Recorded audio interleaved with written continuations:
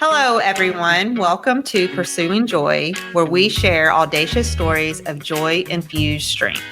I'm in the middle of my Working Genius series, and I have been blown away by the Working Genius community and have the variety of ways that people are using this methodology in their workplace, in their own business, and in their personal life. Today, I have Libby. Libby, I'm going to let you introduce yourself. Tell us where you're from and how you are currently using Working Genius. Yeah, so I am located in St. Louis, Missouri. Well, right outside of St. Louis, Missouri. Moved here several years ago from North Carolina by way of Oklahoma. A lot of different paths, it sounds like, I know.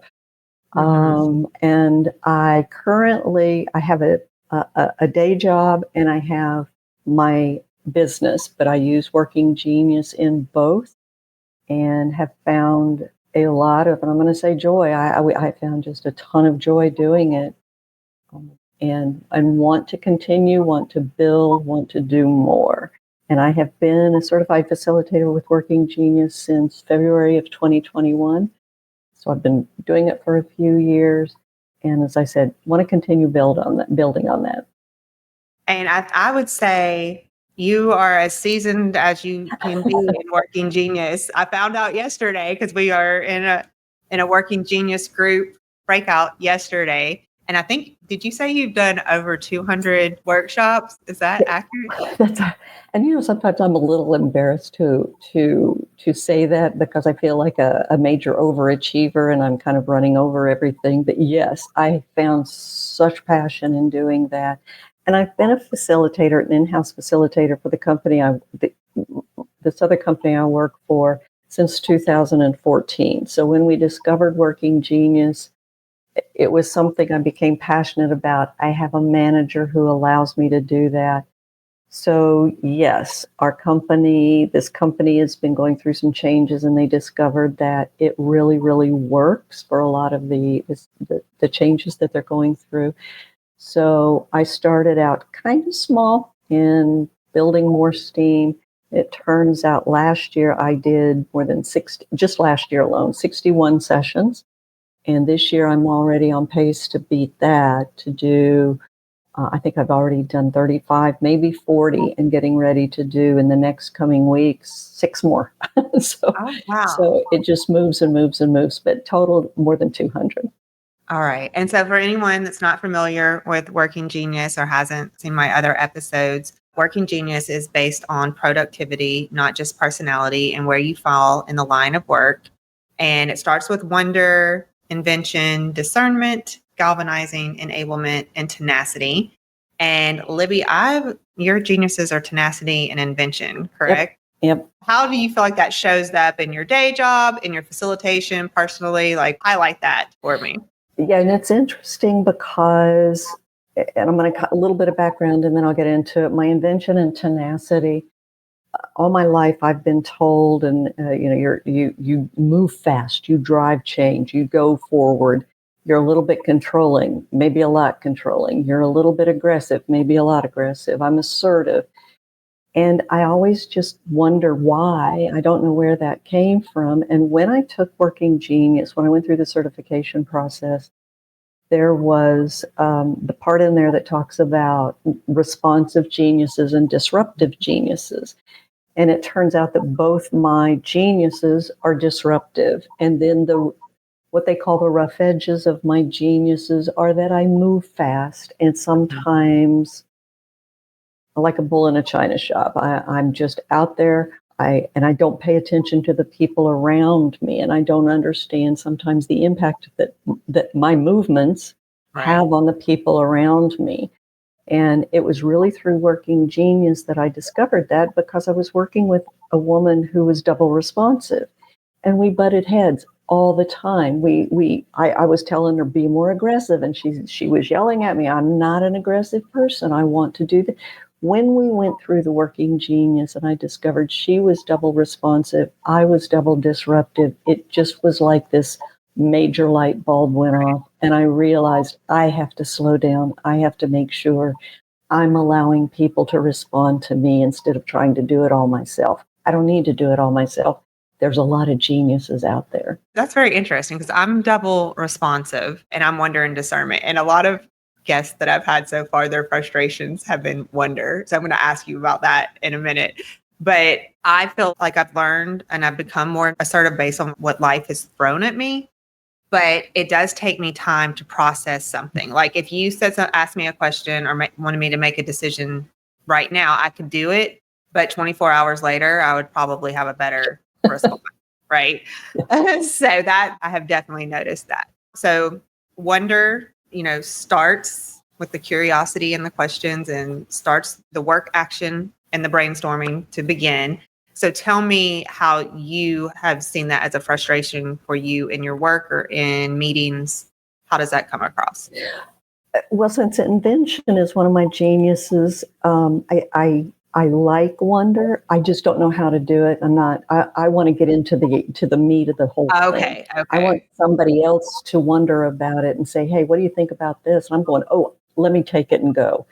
So I don't get frustrated wondering. I just don't like it myself because I'm ready for action. I'm ready to move.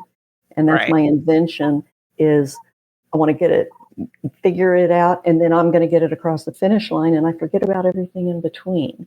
So I love brainstorming. I love figuring things out, and I don't love, it's my number 5. I don't love wonder, but I appreciate it because it gets me going. Right, because it tees you up for your invention. You just don't necessarily want to be in the clouds with them. I don't. I want to land the plane.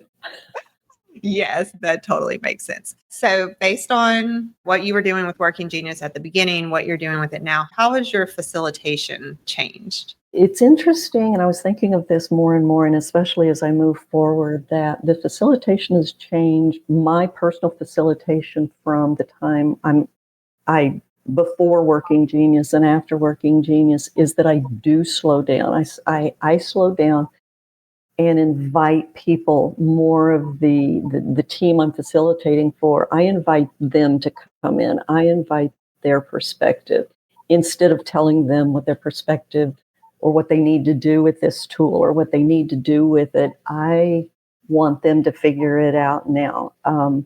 In the past, it was I told them what they should be doing. Here's a tool. Here's how to use it. Working Genius has taught me, don't do that. Let everybody else figure it out.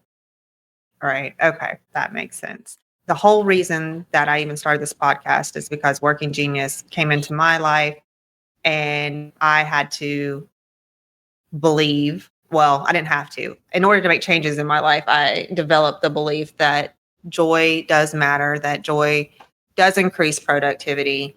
And now I'm kind of looking for joy everywhere. Can you tell me how you have found joy through Working Genius, how you're just finding joy in life in general? How does joy show up for you based on knowing your geniuses or just based on where you are in life now? Yeah, and I think knowing what my geniuses are and understanding that when I'm inventing, when I'm creating, when I'm doing things that allow me that creativity, that's where I can find my joy. When I finish projects, my husband and I laughed about it, and I gave him the Working Genius assessment as well. He's discernment and galvanizing, and he. It's funny that we can butt heads sometimes, but my tenacity drives him crazy because I love painting. I love to paint walls. And he will not paint them with me anymore because he'll paint. I go along behind him. I'm a little bit of, and my tenacity says, no, it's not done right. I want it. Let me do it my way. Let me do it my way. And we can laugh about that now where it used to be butting heads. And I said, you're discerning my tenacity. Quit discerning me. Quit trying to get me to paint that fence. I don't want to do it. But I'll do it because it's how it kicks in. So it made me realize there's nothing wrong with me. This is just how I'm wired. Pat Lencioni says this is how you were created. This is how you're wired. And it's a relief to me because I can get lost in my creativity to the exclusion of everything outside of me. Oh. And now that people understand that when I'm in that zone, leave me alone, When in my tenacity, come on in and help me if you want, or not. It's okay. But I'm happy about that now. I'm happy that if I need joy, if I want to find some joy, there's things that I love to do, and I'm good with that now because that's my creativity. That's my invention. Yeah. So I have not counseled married couples. Well, I haven't counseled married couples at all, but I haven't done it with Working Genius. But I feel like it's a very similar aspect with when in EOS world, we talked about the visionaries and the integrators or the CEOs and the COOs, those relationships. And thing is, there can be a communication breakdown when you have those opposing geniuses and frustrations, but you need each other so much. If you just now, and Working Genius gives you the language for that to like break that down, because they're like, oh, now that's why I thought that you were being a jerk that day. Right. And it really does relieve like that guilt and judgment from the conversation. And like you and your husband painting, like there's a method to doing it to where you both can use the best of who you are and your geniuses. So I love that. That's great. And I think it's so funny. I have like painting PTSD in my house. I will never, I don't know if it has anything to do with my frustrations. My frustration is tenacity. So maybe it's that, but I have painted and repainted and painted again. And I am ready to retire from that overall. Okay. So it's funny when we talked, I knew about the Oklahoma to North Carolina. I didn't realize you were in Missouri now. A good portion of my family is from Missouri. How long have you been there? Since 2019. I still have family in southern Missouri. That's basically where my roots are. So I left Missouri when I was in high school and then came back in 2019, but I visited a lot because of family. Okay. All right. Tell me about maybe a disruption in your life or a pivot that you had to make that looked like it could have been a disaster in the moment, but you look back at it now and can see the good and the joy that has come from it on this side of things. Yeah, that's kind of where my journey began. So way back in the old days, when I was in school, in college, I was actually a reporter for a newspaper. And looking back on it now, that was where my invention started because I loved creating. I loved asking questions of strangers. I loved developing a story. And this is when I lived in Oklahoma and I was married, had a good career. I started my own, another business. I started my own business doing, putting on bicycling and running events. And then in early 2000, I found my business had closed. I was no longer married. I needed to do something different. It was a very dark time in my life. And my mother was actually the one that said, reinvent yourself, do something new, do something different. You don't have to think that this is the only thing you can do. And I knew some people in North Carolina, they said, move out here. So I moved out there, started completely fresh, recreated, as I said, reinvented myself. And it was a struggle at first because I wasn't sure what I was doing. But I started working for the company that I work, the large agricultural company I work for now, found that they have an internal network of facilitators. We're all volunteers. We have our day job. We also have this network where we build high-performing teams. We facilitate different things. And I found that was just what I needed to do. I met somebody, got married, and started finding my purpose, my joy again. And then that just keeps leading to more and more and more and more. And when the company the headquarters moved to St. Louis, I raised my hand. I was the first one. I said, I'm going to do it. I'm going to do it. I want to do this. Can I do it? So we transferred here. My husband was all on board. And it was the best thing that's ever happened to me because now it just keeps building. And I realized that I can't wait for other people to make me happy, to find my joy, I have to do it myself. And I will. And this is in 1999, I did a bicycle ride across the Yucatan Peninsula in Mexico, and I was given a T-shirt down there, and I still have the T-shirt in 1999, and it said, "Face your fears, live your dreams." Oh, And it was a Nike T-shirt. I said, "Okay, well, they got it right this time, didn't they?" And I still kind of live by that motto now, that I'm not going to be afraid to take that step. If I fail, I can't say woulda, shoulda, coulda. So I'm happy where I am. Really, really happy. Always want more. Always want to try more. Always will try more. There's no end that I can see. no, that. So with that, going from one career to the next, and even now you have your own business. It's called Echo Echo, correct? Echo, echo. Is it just Working Genius facilitation? No, I've actually taken a lot of the things that we developed internally in this other company, from what people, the feedback that I've gotten from other people, because I've worked with students, different students in different universities. So we have Working Genius, but we also do executive presence, how to build your executive presence. I do five dysfunctions of a team, the ideal team player. I do custom sessions. I find out, I meet with the client and say, what are you needing? What does your team look like? Because maybe we need to work on a journey. Maybe we need to start with Working Genius and then move to some of these other ones to continue building this team. It's not a one and done. And that's also what I tell everybody. You can't do the Working Genius and expect it's all done and it's perfect and everybody's going to be working together forever. It's not the case. So it's broad. You have to be broad. And that's what I enjoy too, is trying to figure, it's a little bit of a counseling session. Right. No, it is. It is. And different things kind of unfold as people not only learn about each other, but learn a lot about themselves at the same time. And I know for me, just having Working Genius introduced to me, I knew that I had to make a life change. I mean, I didn't have to, but you can't unknow what you know, right?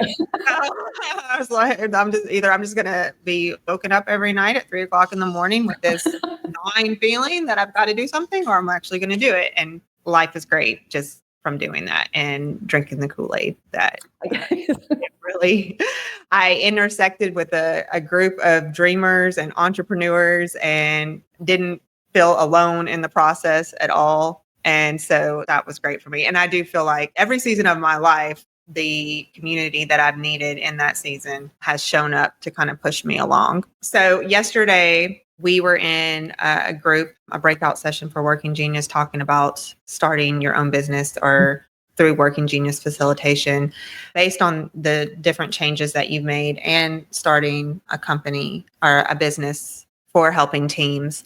What are some nuggets of wisdom that you can give anyone that is starting on that process? Don't expect to have people knocking down your door immediately. This is it's frustrating. You have to have patience. It takes time, and you have to network. You have to find like minds. You have to convince people. You have to show your worth. And they were talking. This was in yesterday's session that I was in with you. Should we do free sessions? And Right. And I said, no, you have to know what your worth is, because you don't want to give it away. I was approached by somebody with a nonprofit, the CEO of a nonprofit, and he asked me to do this. And I thought, okay, I'm going to do this for free. And and it was last year, I'm going to get started. It's going to be great. He's going to let me have his Rolodex. You'll have to explain Rolodex to those who are don't know what a Rolodex. It's contacts. It's contact list. Love these things. I used to have a huge one that loved them. But he said now, he gave me great advice. He said, he told me, never do this for free, even for a nonprofit, even if you're just starting up, even just to introduce yourself. You make sure that you charge something, you charge your worth. So I took that, and nobody's blinked an eye. These people, they're used to paying for sessions, for things like this. So don't do it for free. understand that it's not going to catch fire immediately. Know what your worth is. I said, know what your scope of work is, your SOW is, know what you're going to charge. It can be different. I charge per person, per hour. I do have break out for different size groups. I know what I'm going to charge if it's a large group, if it's a smaller group, if it's a corporation, if it's a nonprofit. So you can have all of that, but have it ahead of time. Make sure you know what you're getting yourself into and how you're going to structure yourself, how you're going to structure the business. The other thing that's extremely important that I did was I'm still working in this company. I want to make sure that I don't jeopardize my job there. I went to our HR and I said, number one, can I do this? Number two, how can I do it legally?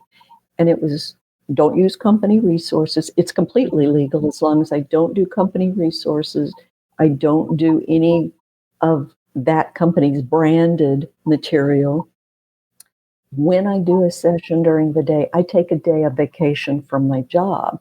So I do everything to make sure that I'm not jeopardizing either job. Now, I would hope that eventually this will lead to me being able to retire from my job and doing this one full time. But I understand I have to have that job and those benefits right now. Know what you're getting into ahead of time. Have it all worked out, have it all planned out, know how to do it, and then do it. Take a chance. When you said that, and I don't know, that needs to be said more, like to not give things away for free and to know your value. Because if you even think about when we buy used items, if you see something at a yard sale or on Marketplace or in someone's yard that says free, it's there for weeks. Nobody's going to go and get that. Like, why are you giving this away for free? Are you not that good? Right. And as soon as you put a price on it, then someone starts, oh, there is some value in this. There's something left in this piece of furniture. I may want this piece of furniture. And something I realized too. So I talked to my then husband, now ex-husband. This is not why. Into selling everything and moving into an RV.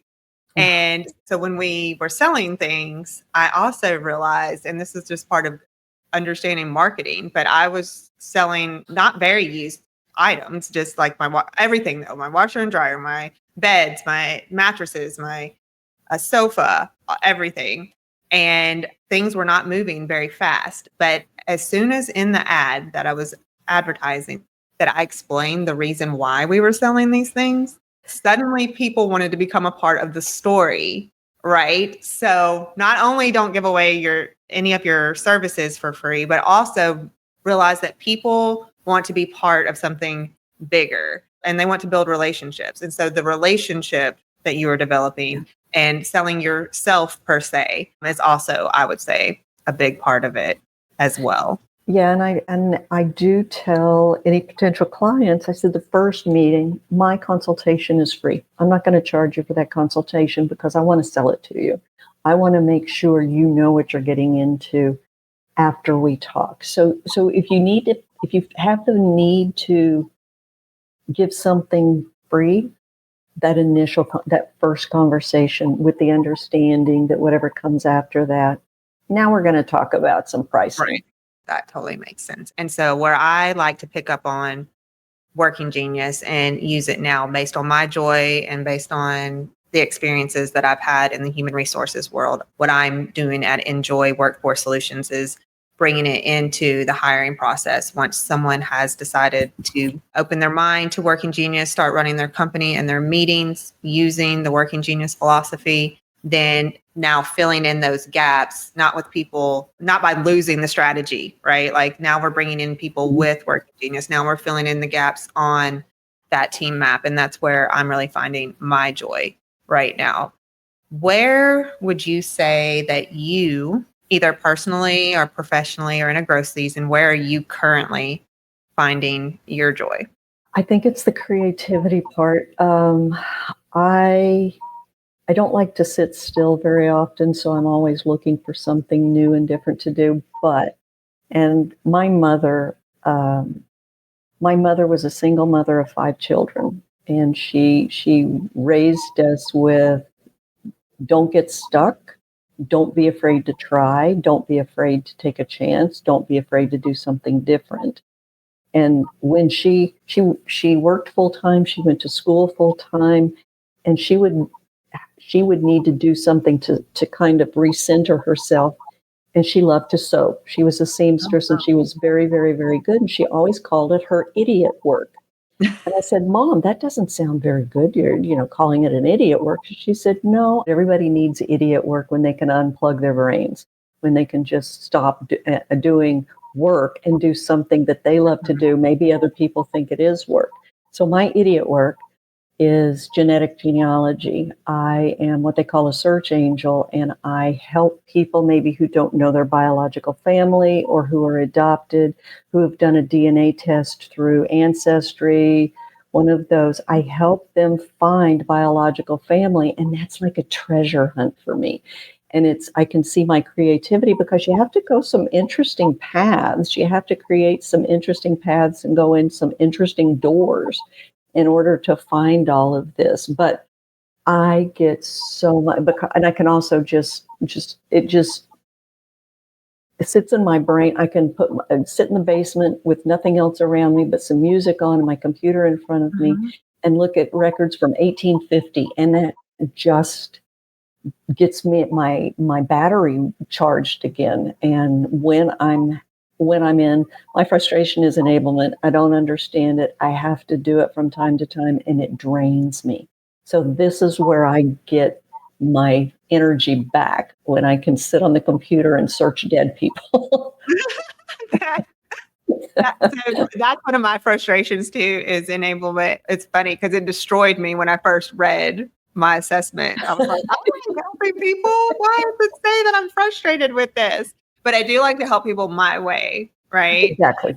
So I want to use my wonder and discernment for helping people, not just, I have a lot of ideas of how I can help, right? So that is so funny. Well, I can say that all my Working Genius interviews up to this point, there has been a little something that has been just for me, and you definitely hit on it in here. And I wasn't expecting that, but I was like, oh, wow, that was for me. That was for me. That's exactly what I needed to hear. And so I knew when we connected at first, I was like, you do have a lot of creativity, and you are like a mover and shaker in your industry and in your world. And then I was really glad yesterday that I had decided to do this with the podcast, with the Working Genius side, because so many people in that meeting room yesterday, I now know on a different level. So I'm really appreciative that you were able to come on and do this. Can you share how people can get in contact with you to get services from Echo and what social media you're located on as well? Be happy to. So Echo, I'm working on my website now, but anybody can also connect with me on LinkedIn, Libby.Jenkins or Libby Jenkins on LinkedIn. You can also feel free to send me an email at libby.jenkins@echollc.com, and happy to connect. Send me anything that you want. I won't give my personal email address. I'm trying to find some different ways that people can reach out to me, but more than happy to connect with anybody. And let me just tell you, because people go, what's Echo? What does that mean? Oh, yeah. And Echo, my husband whose invention, I don't want to tell him, he discerns really, really well, and he was helping me discern that. But I wanted to find something where I want to give them tools. I want to give them suggestions. And then I want them to continue to take that and spread it. So an echo is a sound or an idea, in my case, that reverberates after the original has stopped. So I do a facilitation. I give you these ideas. I give you these suggestions. And then my part stops for you, but I want you to keep reverberating that out, to keep sending that idea out. and repeating it again and again. So loved that idea, loved the echo. That is Passionate about that. No, that is very creative. That is invention right there. I love that. No, that's what any teacher, trainer hopes for, right? Like that's also exactly what we want. So thank you so much for taking the time to join us Thank today. you. Hope we talk again soon. Thank you for inviting me. And if anybody wants to reach out, please do. Thank you, Julie, so much.